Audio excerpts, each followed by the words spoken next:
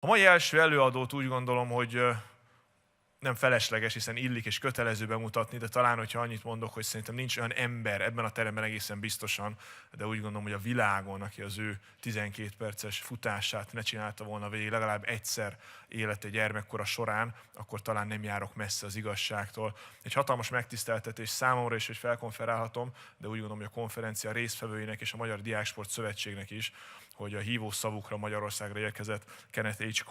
a Cooper Intézet feltalálója és elnöke. Az első prezentációt tehát ő tartja, netfit bevezetés, a gyermekkori elhízás és inaktív világméretű problémáiról. Kérem, fogadják szeretettel a dr. Kenneth H. Coopert. Please. Well, thank you very much. It's a pleasure to be with you, and we're very excited about what's happening here yesterday and today. I really believe we're starting an international movement that can affect many European states. As you'll find during this morning presentation, it's not just limited to Europe. We're in the process of trying to negotiate a contract right now with the Chinese, even working with the people from India, because there's a worldwide movement in trying to practice more preventive medicine. A lot of this started back in 1968, when I published my first book, Aerobics. At that time in America, we had less than 100,000 joggers. People started jogging everywhere. And by 1990, we had 30 million people jogging regularly in America. When the book came out, there was great concern about people, particularly over 40 years of age, starting into a vigorous exercise program. Exercise is dangerous. What we've been taught in medical school, particularly for older people. I would see titles in medical newspaper articles that said the streets could be full of dead joggers as more Americans follow Cooper. What happened? Heart disease didn't go up during that 20-year period. It dropped 48%. We led the world. Only 3 countries had comparable statistics during that time: Australia, Canada, and New Zealand. But the contrary, most countries around the world had an increase in deaths from heart attacks from 1968 to 1990. In 1990, I was invited to speak behind the old Iron Curtain. I spoke in Moscow, Leningrad, and Kiev, Russia. I spoke in Warsaw, Eastern Poland. I spoke in Budapest. The reason I spoke there is because from 1968 to 1990 in Russia had a 31% increase in deaths from heart attacks. Poland, 36% increase. Hungary, 40% increase. The record was Romania with a 60% increase. Sure, they said, Dr. Cooper, it's because you're modern technology. We don't have coronary care in our hospitals. Don't have balloon angioplasties, bypasses, stents, those expensive heart medications. I said, hold the phone. Because between 1968 to 1990, that heart disease dropped by 48% because what Americans did for themselves. Who did? Baby boomers. 76 million born between 1946 and 1968 established a period of improvement of our health we've never seen in our country. What do those 76 million people do? Number one, they quit smoking. We dropped from 42% down to 24%. They started having their blood pressure measured. And those 55 million Americans with hypertension back in 1968, only 15% were controlled. By 1990, it was 60% controlled. They changed their diets. The middle-aged American male, 40 to 49 years of age, dropped his total cholesterol from 234 to 204. Then the harmful effects of stress and how to control it. The exercise in great numbers. Look at those in reverse. What is the best way to control stress physiologically, as I've done for over 50 years? Exercise at the end of the day to rub the stress of the day so I can sleep at night. What is the best way to increase the protective type of cholesterol? HDL cholesterol, aerobic exercise. What's the best way to prevent hypertension, even treat hypertension, high blood pressure?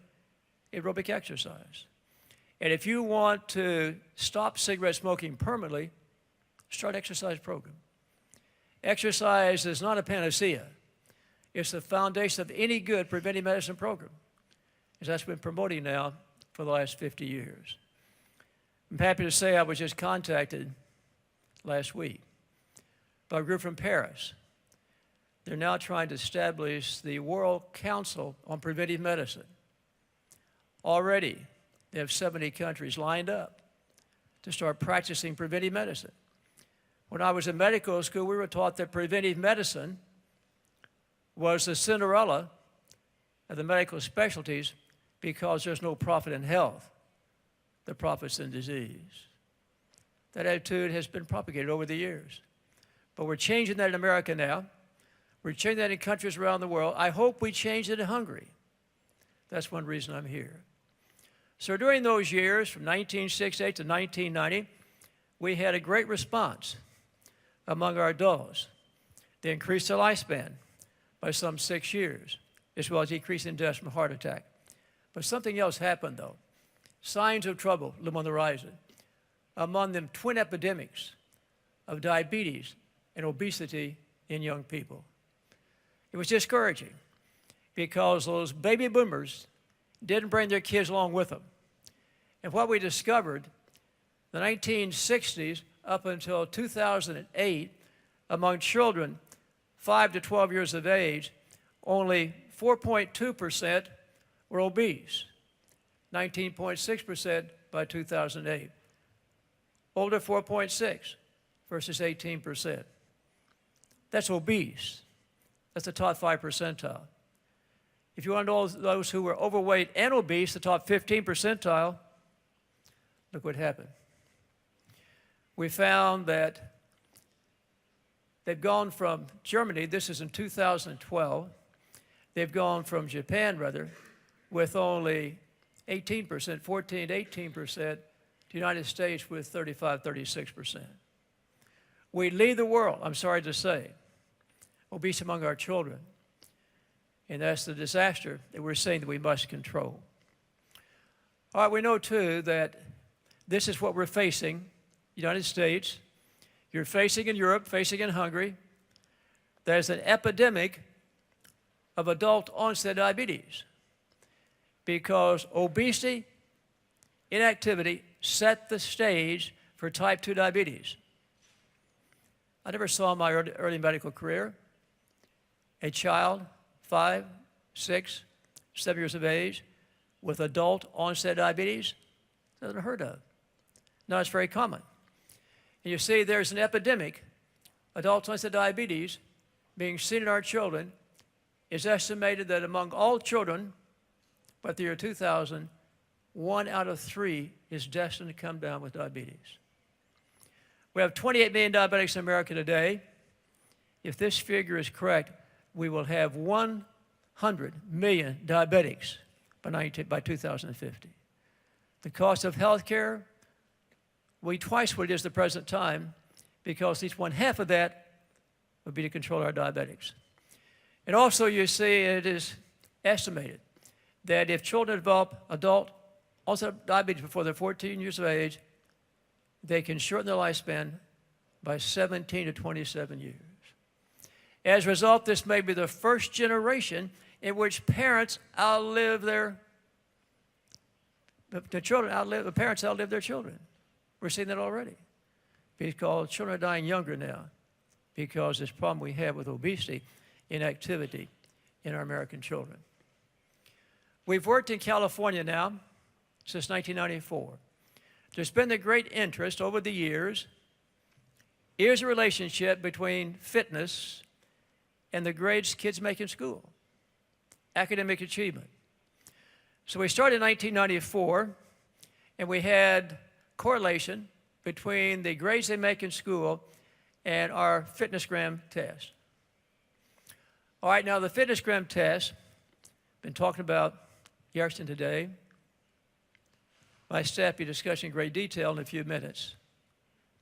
Consists of 6 things. Most important is the aerobic capacity. In the elementary schools, it's determined by the PACER test. Middle schools and high schools, a 1,600-meter walk run. Equally as important is body composition. Body mass index determined by the weight in kilograms divided by the height in meters squared, or we prefer skin-fold measurements. All right, we also know, too, that abdominal strength, muscular strength, and endurance by the sit-ups. We determine back strength by the stretching of the back there, muscular strength and endurance of the upper body by the push-ups, by the flexed arm hang, and then flexibility by the reach and stretch. The way this was designed originally, in 1982, when Dr. Charles Sterling for Cooper Institute developed the Fitnessgram. It's now in its version 10. It's been upgraded every year as we get more information. But what he wanted to have was not a telegram, but a Fitnessgram to go home to the parents. And so he developed this Fitnessgram. Oh, I lost the slide there. Afraid we lost the slide. Get it to go back here. There we go. All right, this is the Fitnessgram, its original version. The goal was to be in the healthy fitness zone. Sorry, this isn't working. Which is the top 80 percentile. All you have to do to be a healthy fitness zone is rank the top 80 percentile for these 6 different tests. Don't make the healthy fitness zone, it's need improvement, bottom 20 percentile. The child doesn't meet those standards, beginning of the year, at the end of the year, there's a telegram, a message, a Fitnessgram goes home to the parents. That's what that child needs to do. All right, you may have noticed too that on that previous slide, it talked about Place 60, Fitnessgram project. I'm happy to say that whereas U.S. government has done very little to try to promote fitness and wellness among our children, the National Football League has done a great job the last 5 years. Our institute signed a contract with them to work with the 32 franchise cities, up to 35 primarily schools, those 32 franchise cities. That means several 100,000 children are involved with an NFL project. Greg will talk about that in a few minutes, more details about that project. But also, we've tried to develop something else, and this is called the Healthy Zone. This is called the Healthy School Program. It's the Healthy Zone School. This has been sponsored for the past 5 years with United Way, a charitable organization. And if the school meets our standards, Fitnessgram standards, nutritional standards, nutrition education, all these various things together, they're classified as a Healthy Zone School. They get $10,000, United Way. We started 5 years ago with 13 schools, North Dallas. We have 92 now. And we find parents want their child to go to that Healthy Zone School. Big flag out in front. This is a Healthy Zone School. It's a model school. Now we're going to expand that statewide, nationwide, perhaps around the world. This is a combination of everything we promote for children in school. And that's why it's been so successful in the North Dallas area. It will be expanded in the near future around the country. Get this next slide to come up.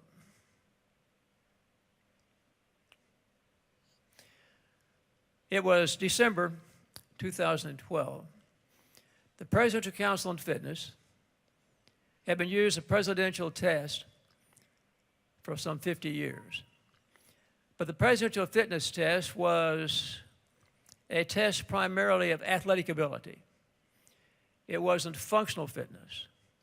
And so that's why they decided in 2012 to replace their presidential test with a Fitnessgram test. And that now is being used across all America. So that's why we want to cooperate, work together, and get a standard here we can use not only in Hungary, we're already starting in Hungary, other European unions. That's our goal of being here today. Going back to California, though, could we see relationships between the number of Fitnessgram tests the students could pass versus their math scores? This was 5th graders, 7th graders, and 9th graders, 1 million students involved in this study. There was a perfect correlation between the number of tests, healthy fitness zone they could pass on the Fitnessgram test, and the grades they made in math. Clearly, good results. All right, they looked at English language scores and showed exactly the same thing. 1 million children, 5th, 7th, and 9th graders. And then we had some 5th graders, 400,000 to study. Number that could pass the Healthy Zone program along the horizontal there, and the grades they make in English language arts. Same correlation as the other, unless they ate the National School Lunch Program along the bottom here. The National School Lunch Program in the United States in the past consisted primarily of chicken strips, French fried potatoes, and pizza. That's what we've been feeding our children for years. You have to have both proper nutrition and proper exercise if you want to maximize the brain's capacity. You can't do it just strictly by your exercise program. If there is this relationship between levels of fitness and grades kids make in school, why is it? A study was published back in 2007 in which they looked at children that were deficient mentally. All right, there's a medical condition, genetic, called the Prader-Willi syndrome, over here on the left. These are children who become morbidly obese by the time they're 5 or 6 years of age.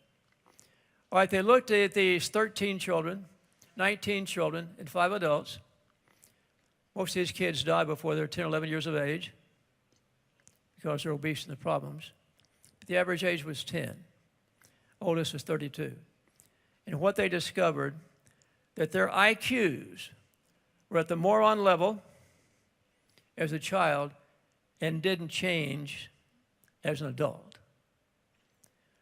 That's genetic deficiency. Or it's because they were morbidly obese by the time they're 5 or 6 years of age. So they took some siblings, nothing wrong except this child was just way overweight by the time they were 6 years of age. Their siblings normal weight. Discovered this group of 18 children and adults, IQ slightly above the moron level, as children and adults. Compared to their siblings, were normal.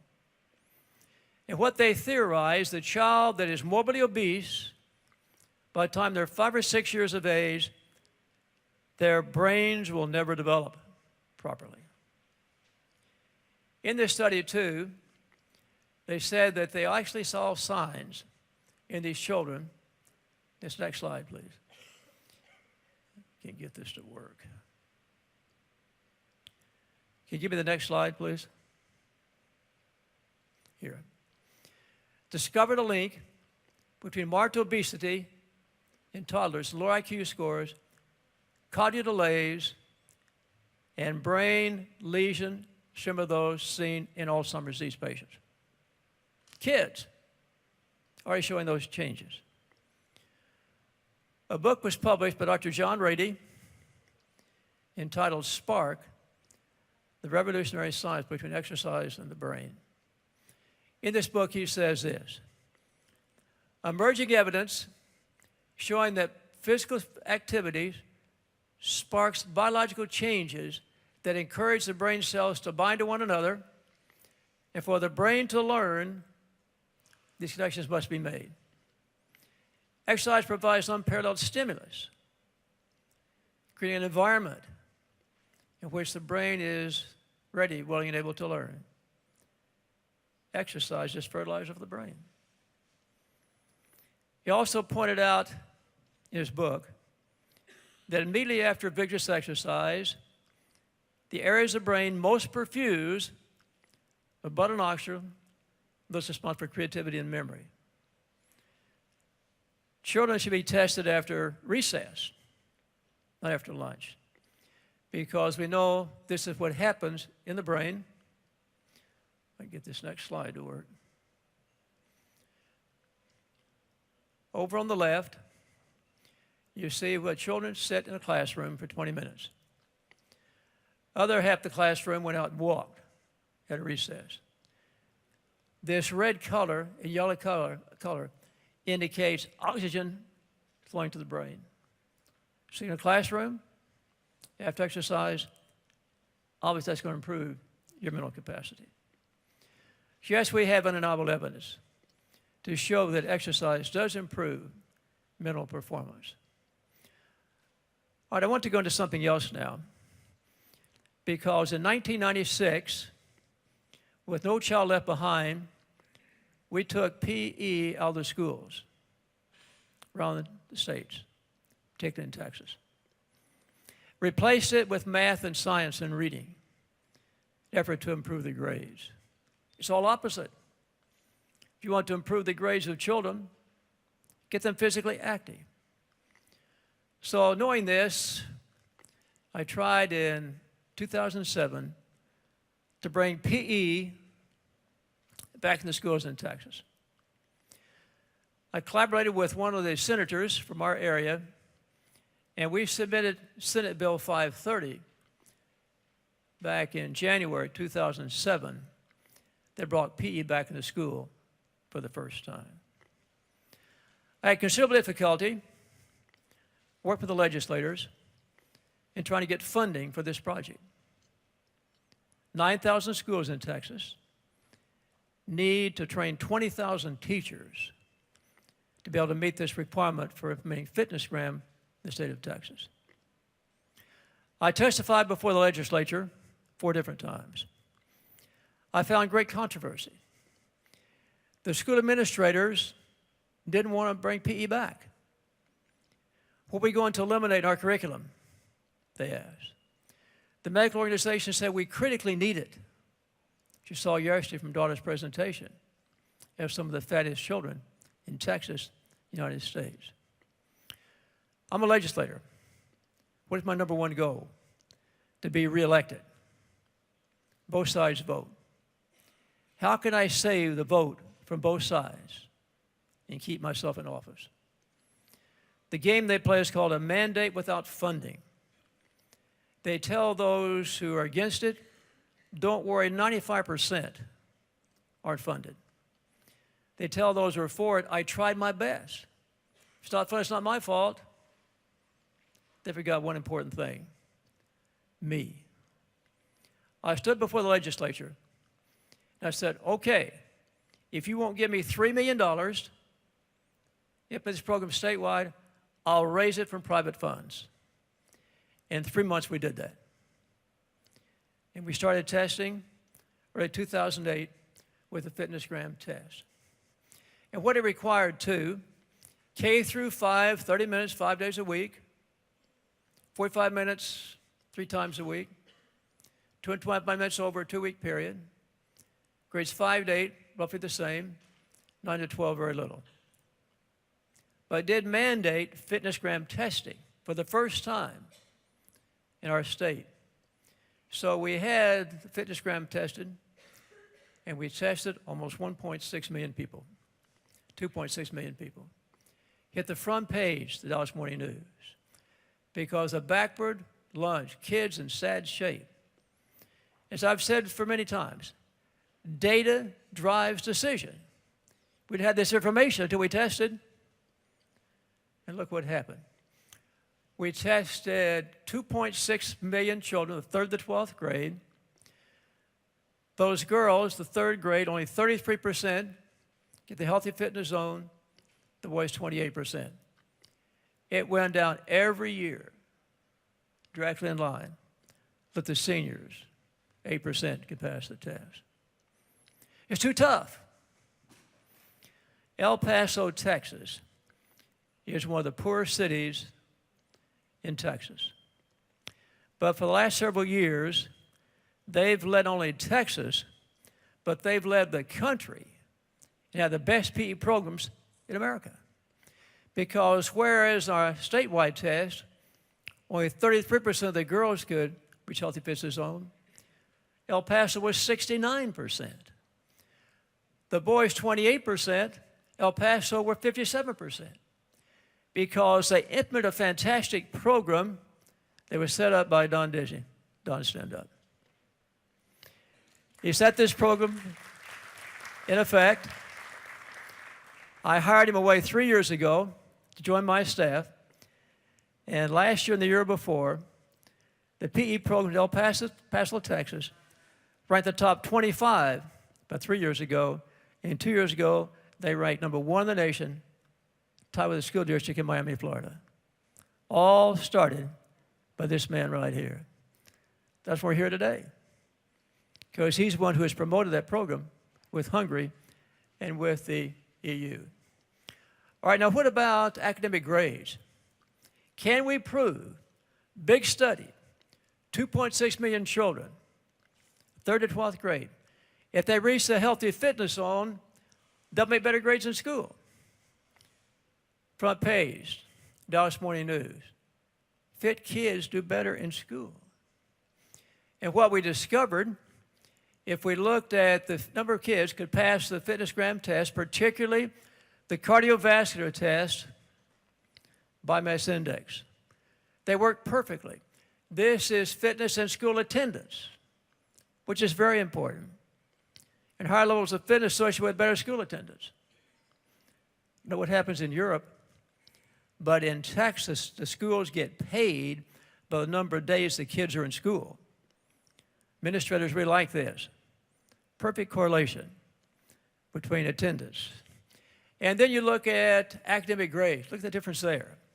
Only 2 things correlated. Muscle strength and flexibility not correlate. But cardiovascular fitness and body mass index correlated perfectly. Also, the administrators were concerned about truancy, about gangs, drug problems in schools. So ask at this study of 2.6 million children, how does their fitness compare with these problems? Truancy, et cetera, in school. Look at just the reverse.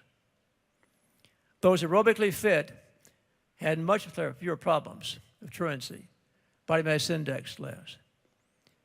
As I presented at a press conference in Austin, Texas, this data, I said, if you look at this data and say there's no need for PE in the schools, you are ignoring scientific fact, or you're very stupid. Yes, that's what we discovered over the years. What happened? We tested in 2008, 2009, 2010, 2.8, 2.9 million, almost 3 million students. And this was aggregate data, wasn't individual data. But we found the boys, in those 3 years, they went up. 21%, 24%, 25%. And we found the girls did the same thing, 21, 26, and 28. That looks good. They went up. But those are different children.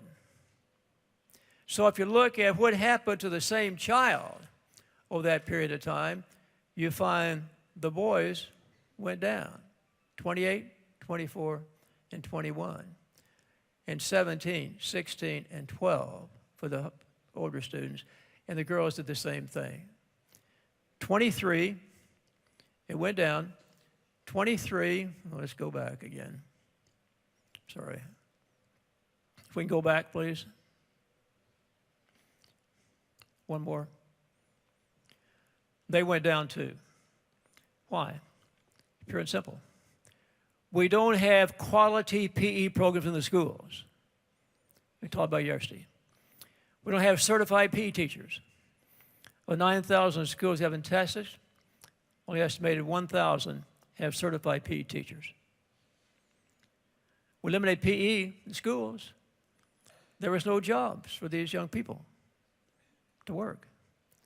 In fact, we were told University of Texas, it would take us 5 years to get a pool of qualified students to go out and work at these schools because there's nobody wants to go into that profession. We're changing that now, though. So what's happened, though? We're happy to say that in 2011, we tested 2.9 million children. 2012, 2.2 million. Last year, an all-time record of 4 million students were tested in Texas. And for the first time, we're able to show improvement. Here's 4th graders, 8th graders, and 12th graders. The number that can reach the healthy fitness zone actually went up the 3 consecutive years. Lower here, of course, higher grades, but all those show the same thing. That's in boys, and girls show the same thing. For the first time, we are now seeing improvement in the state of Texas in the fitness and factors for our children.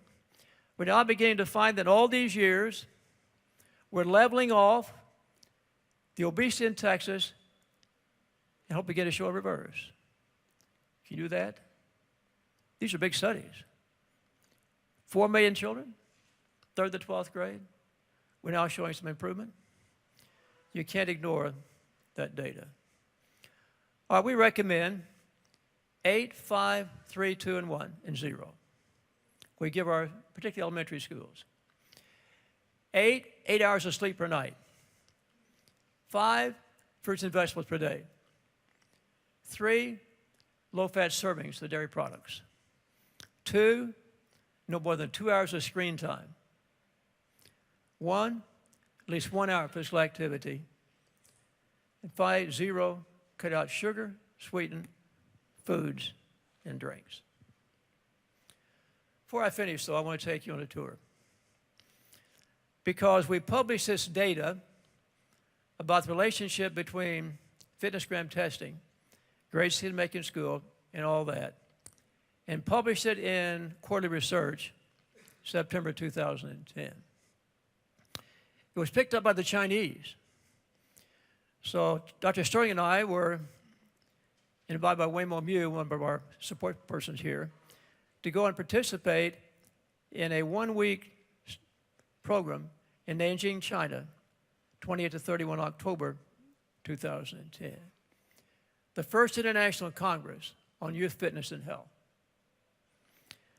After I had spoken there for a week, they asked me, as I do all over the world, Dr. Cooper, could you lead a walk-run through the streets of Nanjing?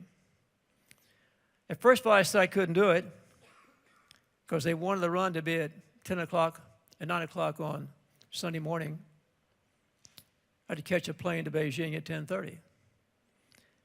I can't be there. Dr. Cooper, you've got to be there because it's in your honor. I was surprised when I got out there and they had that inflatable banner that in both Chinese and in English, it said aerobics with Dr. Ken Cooper. I thought that there might be a couple hundred people that participate and get the slide to come up. But we had over, get the next slide, if you can bring that up, please. We had, well, first of all, I was signing books, my original book with Chinese. And I was asked to speak a few words to the 200 people I thought, and they had 4,000, primarily college students. They came out and wanted to walk with Dr. Cooper for the 5K through the community. I've been speaking through an interpreter all week, so I said a few words to this group, waiting for the interpreter to translate. He said, Dr. Cooper, they don't need translation. They all understand English, which is true. For 10,000 Chinese students studying English, we have 1 American studying Chinese. Walked through the community. They kept in formation. I started walking fast, about a 13.5-minute mile, 600 meters, and people started jogging behind me. My wife said, slow down, slow down. They couldn't believe this old man could walk that fast. Also, I felt like kind of a Pied Piper because we picked up little kids along the way. It was a parade. People trying to demonstrate their fitness and walking through the streets of Nanjing. And then for the first time, Dr. Charles Sterling and myself introduced to the world the Cooper Youth Fitness Test, International Fitnessgram Test. We had a press conference in front of the birdcage in Beijing and a press conference on the Great Wall. The Chinese were intently interested in our work. It was also in December 2012, I was speaking in Beijing. I had the privilege of having lunch with the recently retired Minister of Health. I said, "Sir, I've been coming to China since 1988. I remember Beijing, they had dirt streets, very few cars, military dump trucks, millions of bicycles, people wearing masks, a third world city. Now, if you go to Beijing, I've been there 9 times now, over the last 25 years, you see 100-story buildings. You see superhighways. You see Mercedes, Audis, General Motors cars. Everybody's riding motorcycles now. And 50% are smoking. On every corner, you find a fast food restaurant. So I'd done my research, and I said, "Sir, where you are now, with your obesity in China, is where we were in 1990. You have 13% of your children are obese, and 33% of your adults are obese. That's where we were in 1990. But now we have 67% of our adults are obese, and we have 33% of our children are obese." And I said, "If you don't do something, I see a perfect storm. You have the same problem we have in the United States within 20 years. And his response was, "Dr. Cooper, can you help us?" With Don Disney's support, we're now negotiating with the Chinese to get Fitnessgram testing started. I did mention Waymo. Stand up for a second. Waymo is our contact with the people in China. Doing a wonderful job for us. So I hope that you've enjoyed what I've said in the past few minutes. But more important, I hope I've challenged you. We've got the world to work for. The benefits are unbelievable. Relationships between countries. With my presentations in China, I spoke to a group of corporate executives. They have 200 billionaires in China, 10,000 millionaires in China. After my presentation, my host said, "Dr. Cooper, expressing your interest, the Chinese adults and children did more to improve relationships between the United States and China than 30 years of political activity." Think about that. Let's spread this message around the world. Thank you very much. God bless you all.